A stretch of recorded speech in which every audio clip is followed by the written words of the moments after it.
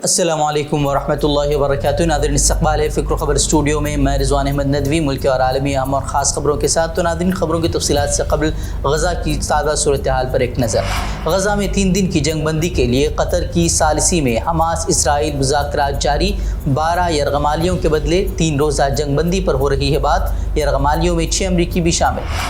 غزہ کے شمالی شہر جبالیہ میں رات بھر حماس اور اسرائیل کے درمیان جاری رہی لڑائی۔ اسرائیلی فوج نے حماس کی ایک چوکی پر قبضہ اور سرنگوں کو تباہ کرنے کا کیا دعویٰ۔ حماس کا بھی کئی اسرائیلی فوجیوں کو جہنم رسید کرنے کا دعویٰ۔ مقبوضہ مغربی کنارے میں دہشت گرد اسرائیل کی چھاپہ مار کارروائی جاری، مزید 9 افراد گرفتار۔ فلسطینی تنظیموں کے مطابق 7 اکتوبر سے 2200 سے زائد افراد کو گرفتار کر لے گئی ہے فوج۔ اسرائیلی فوج نے شفا اسپتال کے داخلی دروازوں کے قریب کی بمباری، اسپتال جا رہی سڑکوں کو کیا بلاک، اسپتال کو بھی پہنچا نقصان۔ گزشتہ 3 دنوں میں اسرائیلی فورسز کی طرف سے 8 اسپتالوں پر بمباری کی گئی، 18 اسپتال 7 اکتوبر سے بند۔ اسرائیلی فوج کی پیش قدمی اور بلا روک ٹوک بمباری کے خدشات کے باوجود کئی فلسطینی اب بھی اپنا علاقہ چھوڑنے کو تیار نہیں۔ کہا، ہم اپنی زمین چھوڑنے والے نہیں، یہ ہماری زمین، ہم غاصب کو اپنی زمین دینے والے نہیں۔ فلسطینیوں کا قتل عام کر خود کو ہیرو تصور کر رہے اسرائیلی وزیراعظم کی مشکلیں بھی کم نہیں۔ اب اسرائیلی وزیر نے جنگ کے خاتمے کے 3 ماہ بعد انتخابات کرانے کا کیا مطالبہ۔ اگر کسی کے ذہن میں یہ سوال ہے کہ ہماری بائیکاٹ مہم کا کیا اثر پڑتا ہے، تو یہ خبر آپ کے لیے اہم ہے۔ غزہ میں جاری قتل عام کے درمیان اسرائیل کو سپورٹ کرنے والے پروڈکٹ کے بائیکاٹ کی مہم چلائی جا رہی تھی، اور جب میک ڈونلڈ کی اسرائیلی فرنچائزی نے غزہ میں جنگ کے دوران اسرائیلی فوجیوں کو مفت کھانا فراہم کرنے کا اعلان کر دیا تو میک ڈونلڈ کے بائیکاٹ کی مہم تیز ہو گئی تھی، اور میک ڈونلڈ کے کیفے خالی پڑنے لگے تھے۔ اور اب اس کا اثر دیکھیے کہ میک ڈونلڈ کو ویڈیو جاری کرنی پڑی ہے، جس میں انہوں نے اپنے مسلمان ملازمین کی ویڈیو جاری کی ہے، جس میں وہ یہ بتاتے ہوئے نظر آ رہے ہیں کہ وہ سالوں سے اس میں کام کر رہے ہیں، اور بہت ساری باتیں اس میں کہی گئی ہیں۔ اس سے قبل میک ڈونلڈ نے ایک بیان بھی جاری کر کہا تھا کہ وہ اس جنگ میں کسی بھی حکومت کی حمایت نہیں کرتا، اور جو اسرائیلی فرنچائزی نے کیا وہ ان کی منظوری کے بغیر تھا، جس پر پھر یہ سوال اٹھا کہ آپ نے اس فرنچائزی کے خلاف کیا ایکشن لیا؟ کچھ بھی نہیں۔ تو پھر یہ بائیکاٹ مہم لگاتار بڑھتی جا رہی ہے، اور اس کے بعد کئی ممالک کے فرنچائزی نے اپنا الگ الگ بیان جاری کر اس سے پلہ جھاڑا۔ وہ UAE کے میک ڈونلڈ فرنچائزی نے تو غزہ میں ریلیف کے لیے $1 ملین عطیہ کرنے کا بھی اعلان کر دیا۔ اور وہیں اگر بائیکاٹ مہم کی بات کی جائے تو اس کا اثر ترکیہ کی پارلیمنٹ میں بھی دیکھنے کو ملا۔ ترکیہ میں بڑے پیمانے پر اسرائیلی بائیکاٹ مہم چلائی جا رہی ہے، جس کا اثر یہ دیکھنے کو ملا کہ ترکی کی پارلیمنٹ نے اپنے ریسٹورانٹ میں ترکی کی پارلیمنٹ میں جو ریسٹورانٹ ہے وہاں سے اسرائیلی مصنوعات کے مکمل بائیکاٹ کا اعلان کر دیا۔ اب تک یہ بتایا جا رہا ہے کہ وہاں کوکا کولا اور نیسلے کی جو چیزیں ہیں اس کا بائیکاٹ وہاں پر کر دیا گیا ہے۔ غزہ میں 3 دن کی جنگ بندی کے لیے قطر کی ثالثی میں حماس اسرائیل کے مذاکرات جاری ہیں۔ اسرائیل اور حماس کے درمیان 12 یرغمالیوں کے بدلے 3 روزہ جنگ بندی پر بات ہو رہی ہے۔ یرغمالیوں میں 6 امریکی بھی شامل ہیں۔ وائٹ ہاؤس سے جاری ایک بیان میں کہا گیا ہے کہ غزہ سے تمام یرغمالیوں کو نکالنے کے لیے 1 سے زائد وقفے کی ضرورت ہو سکتی ہے، جبکہ انسانی بنیادوں پر وقفے گھنٹے یا پھر دنوں پر مشتمل ہو سکتے ہیں۔ وہ اسرائیلی فوج کے حملوں میں آپ کو معلوم ہونا چاہیے کہ مزید 300 فلسطینی گزشتہ روز شہید ہو گئے ہیں، جس سے شہید فلسطینیوں کی تعداد تقریباً 11,000 کے قریب پہنچ گئی ہے، جبکہ بمباری کے باعث غزہ کے آدھے سے زائد اسپتال وہ ناقابل استعمال ہو گئے۔ اسرائیلی فوج نے بھی دعویٰ کیا ہے کہ شمالی غزہ کا کنٹرول حماس کے ہاتھوں سے نکل گیا ہے۔ وہیں حماس کے عسکری ونگ القسام بریگیڈ کے ترجمان ابو عبیدہ نے ایک ویڈیو بیان جاری کیا ہے، جس میں ان کا کہنا تھا کہ اسیران کا مسئلہ حماس کے مسلح ونگ کی ترجیح ہے۔ ترجمان نے کہا کہ اسرائیل خواتین کے ساتھ ساتھ بیمار اور بوڑھے افراد اور دیگر عام شہریوں کو قید کر رہا ہے۔ اسرائیل اپنی جیلوں میں اسی قسم کے لوگوں کو قید کر رہا ہے۔ اس طرح کی بات انہوں نے کہی۔ وہیں اسی بیچ خبریں یہ بھی آ رہی ہیں کہ اب امریکہ غزہ سے حماس کی حکومت ختم کرنے کے لیے بھی مذاکرات کر رہا ہے، اور وہ چاہتا ہے کہ یہاں نہ حماس اور نہ ہی اسرائیل کی حکومت ہو، بلکہ کوئی تیسری حکومت یہاں قائم ہو۔ سیدھے الفاظ میں یہ کہا جائے تو غلط نہیں ہوگا کہ وہ یہاں پر اپنی کٹ پتلی حکومت کو بٹھانا چاہتے ہیں۔ और G7 इजलास के बाद मीडिया से गुफ्तगू में अमरीकी वज़ीर ख़ारजा एंटनी ब्लिंकन ने कहा कि गज़ा में हुकूमत हमास की होगी और न ही इजराइल इलाके का इंतज़ाम संभालेगा, बल्कि मौजूदा जंग के ख़ात्मे के बाद एक अबूरी हुकूमत बन सकती है जिसकी मुद्दत फ़लस्तीनी रियासत के क़याम तक होगी। और ये फ़लस्तीनी रियासत का क़याम कब होगा ये पता नहीं, लेकिन सवाल ये है कि क्या गज़ा की आवाम ये कबूल कर लेगी, क्योंकि अब भी गज़ा की आवाम अल-फतह पार्टी को पसंद वहाँ नहीं करती है। वहीं गुज़िश्ता रात की अगर बात की जाए तो इजराइल के गज़ा और मगरबी किनारे में मज़ालिम की एक और भयानक रात गुजर गई है। गज़ा पर रात भर इजरायली तैयारों और तोपखानों की बमबारी जारी रही। इजरायली बमबारों ने गज़ा को मुकम्मल खंडर में तब्दील कर ही दिया है। गज़ा के नस्र मेडिकल कॉम्प्लेक्स पर हमले के अलावा अल-कुदस और कमाल अस्पताल के नज़दीक फ़ज़ाई हमले किए गए हैं, जबकि बच्चों के अरंतीसी अस्पताल को भी खाली करने की धमकी दी गई है। इजरायली हमलों का ख़ास हदफ इंतहाई गंजान आबाद वस्ती इलाका और अशाती कैंप बना। इजरायली फ़ौज अशाती कैंप में घुसने की कोशिश कर रही है। मशरक़ी इलाके शुजाइया में भी घरों पर बमबारी से मुतअद्दिद फ़लस्तीनियों के जाबाक होने और ज़ख्मी होने के इत्तलात हैं। इजरायली फ़ज़ाइया के हमलों से इबादतगाहें और मसाजिद भी तक महफूज नहीं हैं। खान यूनिस में इजरायली बमबारी से 2 मसाजिद शहीद कर दी गई हैं। इजरायली अफ़वाज की जानिब से जान बचाने वाले तिब्बी इमदाद के काफ़िले को भी निशाना बनाया गया है।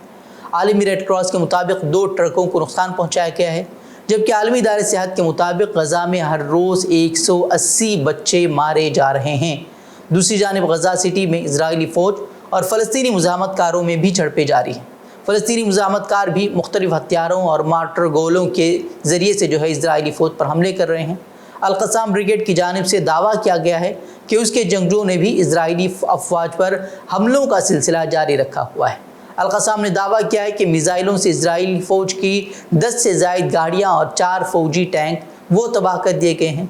हमास के मुताबिक गज़ा के जनूब में इजरायली फ़ौजियों के काफ़िले को गाइडेड मिज़ाइल से निशाना बनाया गया है।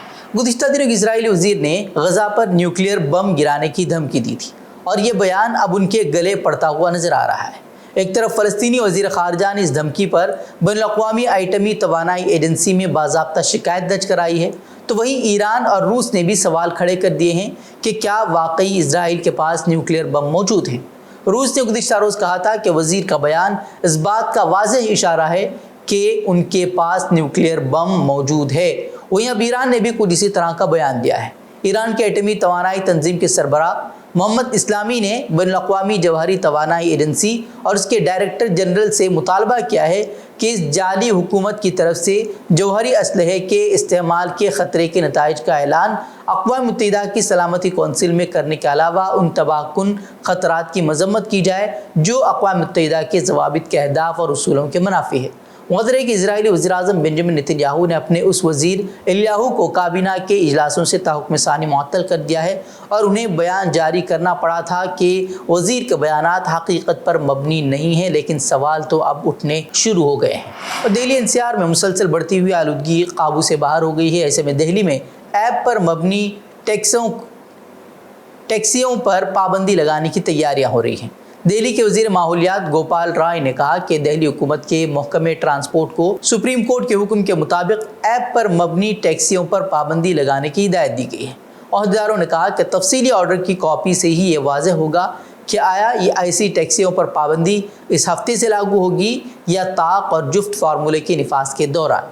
ताहम ऐप पर मबनी टैक्सी के कारोबार से वाबस्ता एक अहदेदार ने कहा कि फ़िलहाल उन्हें इस सिलसिले में महकमे ट्रांसपोर्ट की तरफ से कोई बाज़ाब्ता इत्तिला मौसूल नहीं हुई है, लेकिन उन्होंने दावा किया कि उन टैक्सियों की नक़्ल व हरकत पर पाबंदी आयद करने से मुसाफिरों पर बुरा असर पड़ेगा।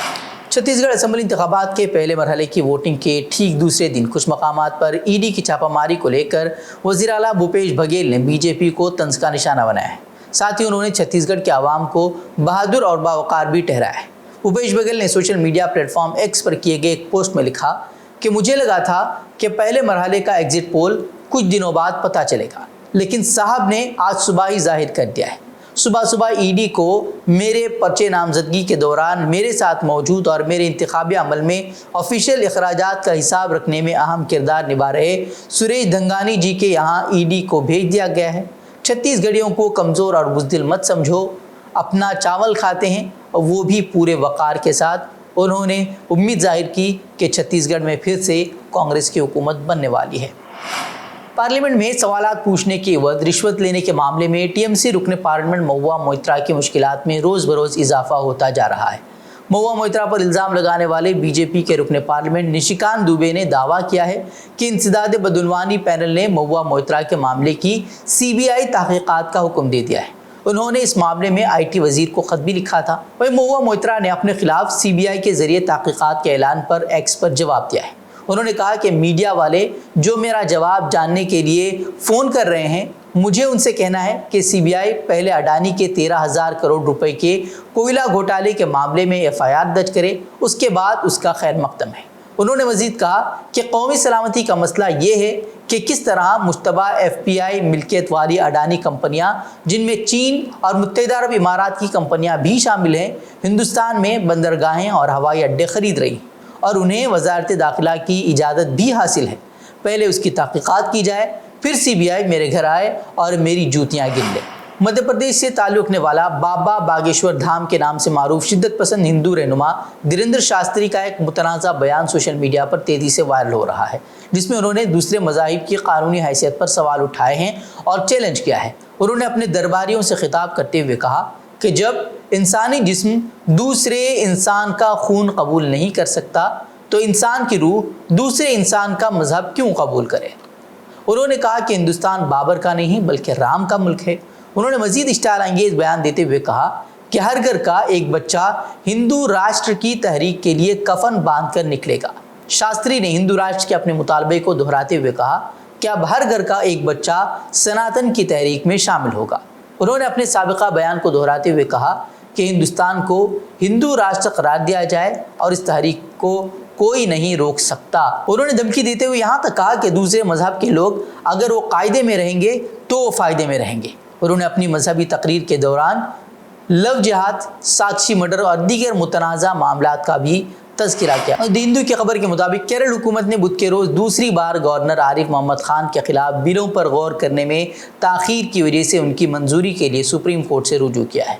बुध को दायर की गई अर्जी गुज़िश्ता साल के केरल हाई कोर्ट के इस फैसले को चैलेंज करती है, जिसमें मुक़न्नना के मंजूर करदा बिलों पर अमल करने के लिए गवर्नर के लिए वक्त की हद मुकर्रर करने से इनकार किया गया था। मुक़न्नना से मंजूर शुदा बिल गवर्नर के दस्तखत के बाद ये कानून बन जाते हैं। आइन का आर्टिकल 200 गवर्नर्स को ये इख्तियार देता है कि वो या तो किसी बिल को मंजूरी दे सकते हैं या फिर उसे मुस्तरद कर सकते हैं या बाज़ सूरतों में उसे सदर के गौर के लिए महफूज रख सकते हैं। गुज़िश्ता रोज़ सुप्रीम कोर्ट में रियासती हुकूमत ने बताया कि गवर्नर की जानिब से इस तरीके से ताख़ीर करना वो रियासत के अवाम के बुनियादी हुकूक़ की खिलाफ वर्जी है। बता दें कि केरल के अलावा तमिलनाडु हुकूमत ने भी गवर्नर पर कानून साज असम्बली को अपने फ़राइज़ की अंजाम दही में रुकावट डालने का इल्ज़ाम लगाते हुए सुप्रीम कोर्ट का रुख किया था। पीर को तो सुप्रीम कोर्ट को यहाँ तक कहना पड़ा था कि रियासतों के गवर्नरों को इस हकीकत से गाफिल नहीं होना चाहिए कि वो मुंतखब हुक्काम नहीं हैं। तो नाज़रीन, खबरें में इस खबरों के लिए आप हमारे वेबसाइट www.fikrokhabar.com की तरफ रुख कर सकते हैं। वीडियोज़ के लिए हमारे यूट्यूब चैनल को सब्सक्राइब करें। तो नाज़रीन, जाते हैं। अस्सलामु अलैकुम वरहमतुल्लाहि वबरकातुहू।